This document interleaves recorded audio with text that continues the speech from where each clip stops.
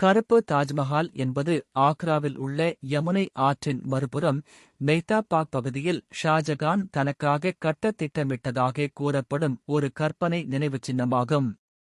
தனது மனைவி மும்தாஜிற்காக கட்டிய வெண்மை நிற தாஜ்மஹாலுக்கு நேர் எதிராக தனக்காக ஒரு கருப்பு நிற தாஜ்மஹாலைக் கட்ட ஷாஜகான் விரும்பியதாக ஐரோப்பிய பயணி ஜீன் பாப்டிஸ்ட் தாவர்னியர் குறிப்பிட்டுள்ளார். இது வெள்ளை தாஜ்மஹாலின் அதே வடிவமைப்புடன் கருப்பு பளிங்கு கற்களால் உருவாக்கப்பட இருந்தது. இவ்விரண்டையும் இணைக்க ஒரு பாலம் கட்டவும் திட்டமிடப்பட்டதாக கூறப்படுகிறது. ஷாஜகானின் மகன் ஔரங்கசீப் தனது தந்தையை சிறைப்பிடித்ததால் இந்த திட்டம் நிறைவேறாமல் போனதாக கருதப்படுகிறது.